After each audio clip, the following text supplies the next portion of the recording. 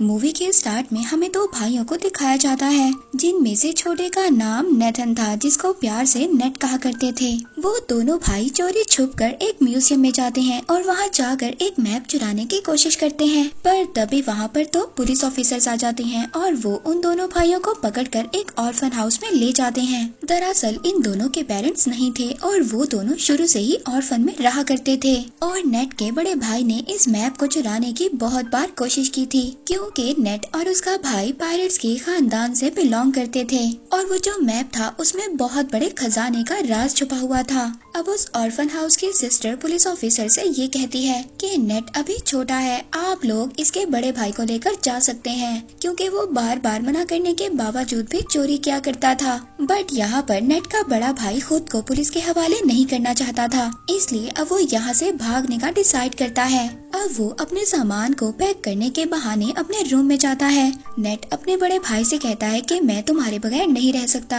यहाँ पर नेट का बड़ा भाई उसको एक लॉकेट, लाइटर और एक लेटर देता है और ये कहकर वहाँ से चला जाता है कि मैं वापस जरूर आऊँगा। अब नेट अपने बड़े भाई के जाने के बाद जब वो लेटर ओपन करता है और उस पर लाइटर की रोशनी डालता है तो उसको एक मैसेज मिलता है। उस लेटर में ये लिखा था कि याद रखना, हम लोग पायरेट्स फैमिली से बिलोंग करते हैं और हम लोग जरूर मिलेंगे। इसके बाद सीन शिफ्ट होता है और हमें 15 साल बाद का सीन दिखाया जाता है। हम नेट को देखते हैं जो अब बड़ा हो गया था और वो एक बार में काम किया करता था और साथ ही छोटी मोटी चोरी भी किया करता था। जब एक दिन नेट अपने बार में काम कर रहा था तो उसके पास विक्टर नाम का एक आदमी आता है। वो उसे कहता है कि मैं तुम्हें और तुम्हारे भाई को जानता हूँ। वो बताता है कि कुछ टाइम पहले मिलकर हम काम किया करते थे, लेकिन नेट को इस बारे में जानने में कोई भी दिलचस्पी नहीं थी। वो विक्टर से वहाँ से जाने का कहता है, मगर विक्टर जाते जाते उसके लिए एक कार्ड छोड़कर जाता है। उस कार्ड में विक्टर का एड्रेस लिखा हुआ था। नेक्स्ट सीन में हम देखते हैं कि नेट विक्टर के घर पर चला जाता है। वो उसके घर में जाकर वही मैप देखता है जो कई साल पहले उसने और उसके भाई ने चुराने की कोशिश की थी।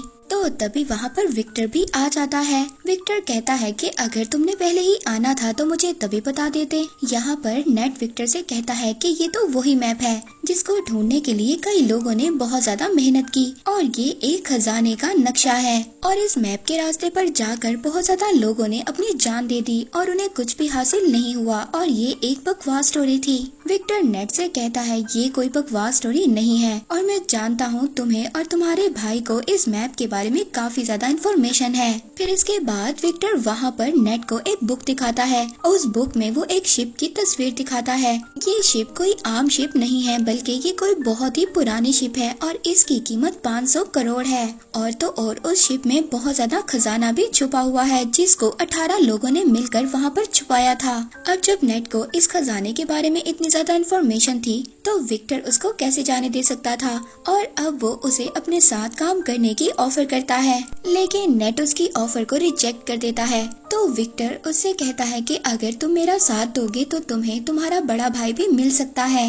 नेट घर जाता है और घर जाकर अपने बड़े भाई की चीजों को देखने लगता है और इसके बाद वो विक्टर के साथ काम करने के लिए एग्री हो जाता है। अगली सुबह हम देखते हैं नेट विक्टर को एक क्रॉस का साइन दिखाता है। वो कहता है कि ये कोई क्रॉस का साइन नहीं है, बल्कि उस खजाने तक पहुंचने की चाबी है। जिस पर विक्टर कहता है कि इसमें से एक चाबी तो मेरे पास है और दूसरी चाबी हमें जल्दी चुरानी होगी। विक्टर नेट को बताता है कि इसके साथ की दूसरी चाबी एक ऑक्शन कंपनी में है और बहुत जल्दी वो उस चाबी को नीलाम करने वाले हैं और जल्दी हमें उस चाबी को वहाँ से चुराना होगा। अब विक्टर उस कंपनी में जाकर उस चाबी को चुरा लेता है। उस चाबी को चुरा कर जब वो वहाँ से आ रहा था तभी वहाँ पर एक लड़की आती है जिसका नाम ब्रैड था और वो विक्टर के गले पर नाइफ रखकर कहती है कि ये चाबी मुझे दे दो और ये सब कुछ वो अपने बॉस के कहने पर कर रही थी और ये लड़की विक्टर की पुरानी दुश्मन भी थी। अब जब वो दोनों उस चाबी के लिए फाइट कर ही रहे थे तभी वहाँ पर कुछ गार्ड्स आ जाते हैं। विक्टर उन गार्ड्स का फायदा उठाता है और वहाँ से चाबी लेकर निकलने में कामयाब हो जाता है।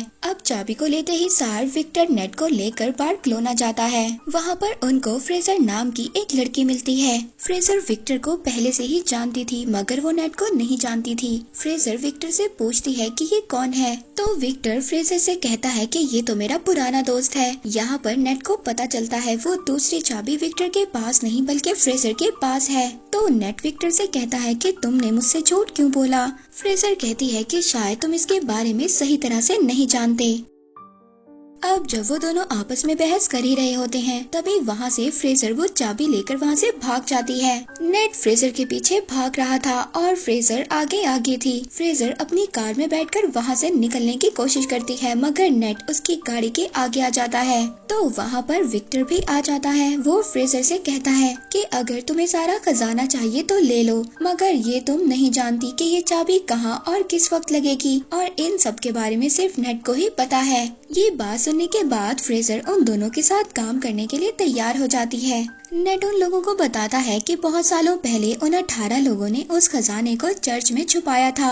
अब वो तीनों चर्च में पहुंच जाते हैं। वहां पर पहुंचने के बाद नेट अपने भाई के दिए हुए कार्ड्स को पढ़ने लगता है जिससे उसे ये बात कंफर्म हो जाती है कि वो सही लोकेशन पर है। अब वो तीनों चोरी छुपकर चर्च के बेसमेंट में पहुंच जाते हैं। वहां पर उनको चाबी लगाने की जगह भी मिल जाती है।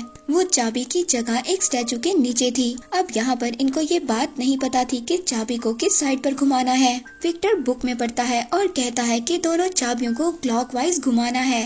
ऐसा करते ही उस स्टैचू में से कुछ एरोस निकलने लगते हैं मगर उन तीनों में से किसी को भी कोई नुकसान नहीं होता। इसके बाद दोबारा से रिस्क लेते हुए नेट और फ्रेजर चाबियों को एंटी क्लॉकवाइज घुमाते हैं जिसके बाद स्टैचू के पीछे से रास्ता निकल आता है। वो रास्ता एक गुफा से होकर जा रहा था।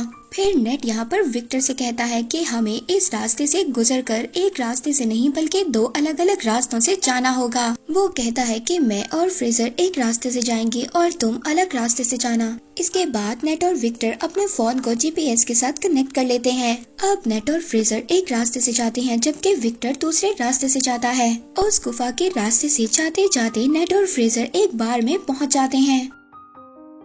वहाँ पर एक और सीक्रेट रास्ता था जिसके बारे में कोई भी नहीं जानता था। वो लोग उस रास्ते पर जाते इससे पहले वहाँ पर कुछ लोग उन पर अटैक कर देते हैं। नेट वहाँ पर उस आदमी को रोकने के लिए फाइट करता है और फ्रेजर उस रास्ते को ओपन करने की कोशिश करती है। उस दरवाजे के ओपन होते ही नेट और फ्रेजर उस रास्ते से भाग जाते हैं। अंदर जाने के बाद अब उन लोगों को तीसरा दरवाजा नजर आता है जो उसी क्रॉस वाली चाबी से खुल सकता था। फ्रेजर उस दरवाजे को खोलने की जैसे ही कोशिश करती है तो वहाँ पर पानी भरना शुरू हो जाता है क्योंकि उस दरवाजे को खोलने के लिए दूसरे दरवाजे पर चाबी लगाकर पहले उसे खोलना होगा जिसको विक्टर ही खोल सकता था। विक्टर दूसरे साइड वाले दरवाजे को खोलने की कोशिश कर रहा था पर तभी वहाँ पर वही लड़की आ जाती है जिसने पहले भी विक्टर पर अटैक किया था और उन दोनों में जबरदस्त फाइट होने लगती है। दूसरी तरफ नेट और फ्रेजर पानी में फंस गए थे और वहाँ पर बेहोश होने वाले थे। विक्टर उस लड़की को मारकर बेहोश कर देता है और जल्दी से उस दरवाजे में चाबी को लगा देता है। इसके बाद नेट और फ्रेजर बच जाते हैं और सेफली उस दरवाजे से बाहर आ जाते हैं।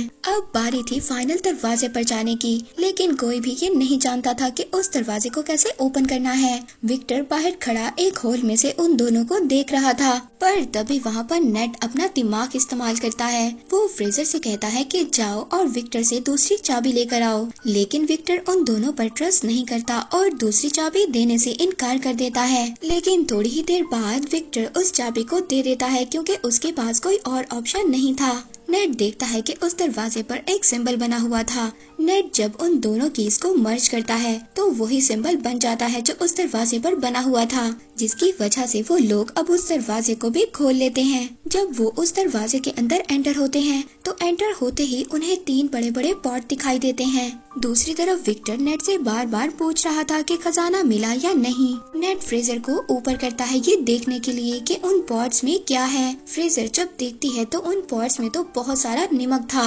इसका मतलब ये था कि यहाँ पर कोई भी खजाना नहीं था। तभी वो तीनों पॉट्स अचानक से टूट जाते हैं। वो देखते हैं कि उनमें से एक मैप निकलता है और यही मैप ही उस खजाने तक जाने का रियल मैप था।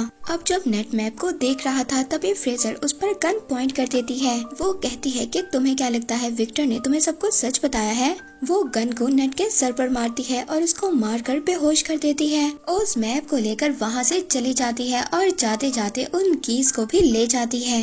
इसके बाद विक्टर नेट के पास आता है। वो देखता है कि नेट बेहोश है। जब नेट को होश आता है तो उन दोनों को पता चलता है कि फ्रेजर उनको धोखा देकर भाग चुकी है। नेट को जब होश आता है तो वो विक्टर से पूछता है कि मेरा भाई कहाँ पर है और तुमने मुझसे क्या छुपाया है। अब विक्टर उसको बताता है कि मैं और तुम्हारा भाई बहुत साल पहले खजाना ढूंढने के लिए निकले थे, जिसके लिए हमें एक बुक को चुराना था, मगर हमने उस बुक को तो चुरा लिया। इसके बाद जब हम वापस आने लगे तो मोरकाडा के लोगों ने हम पर फायर कर दिया। उस फायरिंग में तुम्हारे भाई को एक बुलेट लगी, जिसकी वजह से उसकी डेथ हो गई। ये सुनकर नेट बहुत ज्यादा इमोशनल हो जाता है। वो रोने लगता है। वो विक्टर से कहता है कि तुमने मेरे भाई को मरने के लिए छोड़ दिया था और अब तुम दोबारा से उस खजाने तक पहुंचने के लिए मेरा इस्तेमाल कर रहे हो। तो विक्टर कहता है कि ठीक है, मैंने झूठ बोला, मगर तुम्हारा भाई भी यही चाहता था कि उसके मरने के बाद तुम उसके ड्रीम को पूरा करो। नेट विक्टर से कहता है कि ठीक है, मैं उस खजाने तक अपने भाई के लिए जरूर जाऊंगा। इसके बाद हम दोनों के रास्ते अलग अलग होंगे। इसके बाद हम फ्रेजर को ब्रेड और उसके बॉस के साथ देखते हैं, यानी कि फ्रेजर इन दोनों के लिए काम कर रही थी।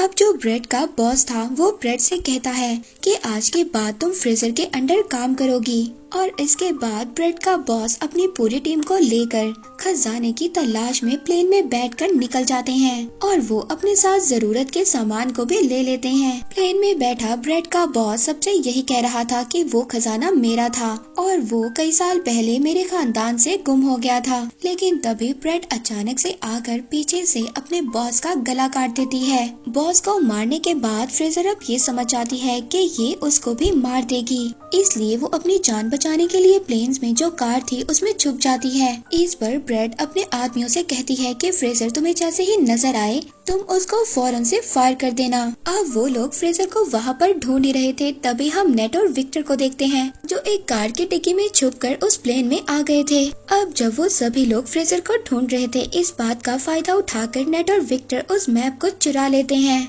इसके बाद ब्रेड और फ्रेजर में भी फायरिंग स्टार्ट हो जाती है। वो एक दूसरे पर फायर कर रही होती हैं। विक्टर नेट से कहता है कि हमें मैप मिल चुका है, इसलिए हमें जल्दी से पैराशूट लेकर यहाँ से जाना होगा। यहाँ पर विक्टर पैराशूट लेकर जंप मार देता है, मगर नेट वहीं पर रुक जाता है और ब्रेड से कहता है कि तुमने मेरे भाई को मारा था। वो वहाँ के सभी कार्गो को पैराशूट से अटैच कर खोल देता है, जिससे कि प्लेन का सारा सामान बाहर गिरने लगता है। वहाँ पर ब्रेड के लोग नेट और विक्टर पर फायर करने लगते हैं। तभी वहाँ पर नेट का पाँव कार्गो में लगी बेल्ट में फंस जाता है और वो उस सामान के साथ ही बाहर हवा में उड़ने लगता है, लेकिन वो बहुत ज्यादा कोशिश करने के बाद दोबारा से प्लेन में आ जाता है। तभी वहाँ पर फ्रेजर एक बड़ी सी कार को लेकर प्लेन से जंप करने वाली थी। वहाँ पर नेट भी खड़ा था। अब कार के साथ दोबारा से नेट भी नीचे गिर जाता है। अब जब वो दोनों नीचे गिर रहे थे तभी फ्रेजर नेट से कहती है कि जल्दी से पैराशूट खोलो, लेकिन यहाँ पर तो नेट ने कोई पैराशूट लिया ही नहीं था। अब वो दोनों हवा में ही उड़ रहे थे, मगर तभी जल्दी से नेट एक कार्गो के पैराशूट को ओपन करता है और वो दोनों उस कार्गो पर चले जाते हैं। उस पैराशूट पर जाने के बाद वो दोनों समुद्र पर लैंड करते हैं। अब वो लोग एक बीच पर पहुंच गए थे। वहां पर पहुंचने के बाद वो एक होटल में स्टे करते हैं। उस होटल में जाने के बाद वो दोनों मैप को समझने की कोशिश करते हैं, लेकिन यहाँ पर फ्रेजर को तो कुछ भी समझ नहीं आती और वो आराम से जाकर सो जाती है। लेकिन नेट यहाँ पर पूरी रात मेहनत करता है और उस मैप को समझ लेता है और कुछ नोट्स भी बना लेता है। जब सुबह फ्रेजर उठती है तो वो देखती है कि नेट ने मैप को समझकर नोट्स भी बना लिए हैं और वो यहाँ पर दोबारा से चालाकी दिखाती है। वो उस नोट को लेकर खजाने के लिए निकल जाती है। नेट जब सुबह उठता है तो वो देखता है कि वहाँ से नोट गायब है और ये देखकर वो मुस्कुराने लगता है। दरअसल नेट ने उस नोट पर गलत लोकेशन को मेंशन किया था और जो रियल लोकेशन थी वो नेट के पास ही थी। नेक्स्ट सीन में हम देखते हैं कि नेट एक बोट में उस लोकेशन पर पहुंच जाता है जो एक आइलैंड की गुफा में था।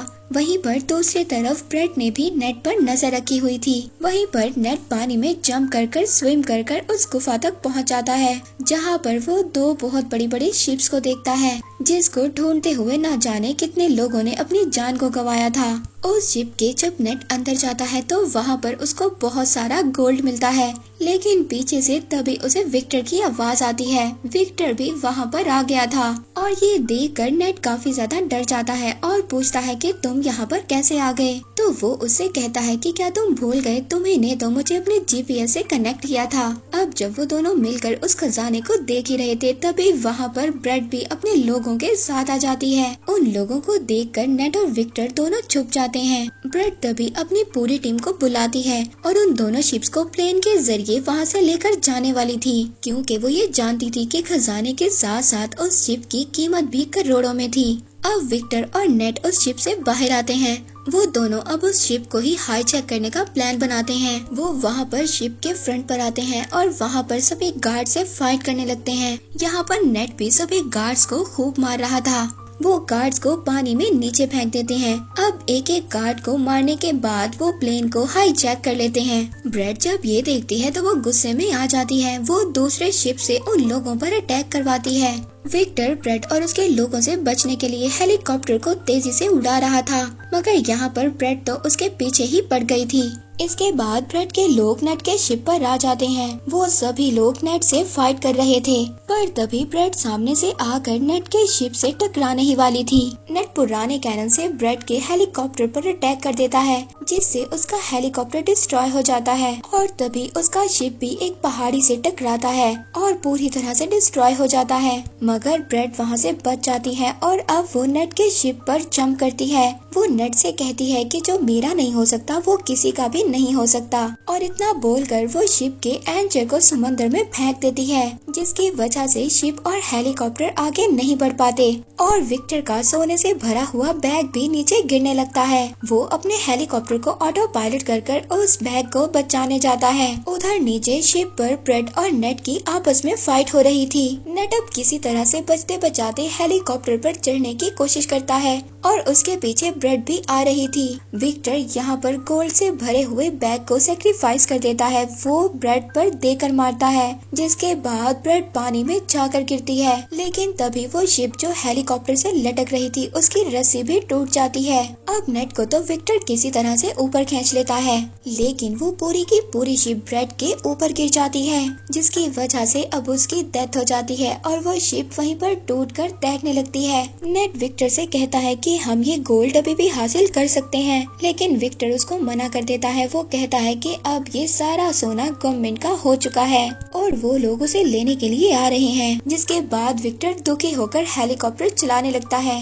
तो नेट उससे कहता है कि दुखी मत हो, और फिर वो एक एक कर गोल्ड को अपनी पॉकेट से निकालने लगता है और वो दोनों खुशी खुशी जाने लगते हैं। मूवी के लास्ट में हम देखते हैं कि एक मोटर बोट नेट और विक्टर का पीछा कर रही है, जो कि कोई और नहीं बल्कि फ्रेजर ही थी, जिसको नेट ने बेवकूफ बना दिया था। हम देखते हैं कि नेट का भाई अभी भी जिंदा था, जो कि एक जेल में बंद था। और इसी के साथ ये मूवी यहीं पर एंड हो जाती है।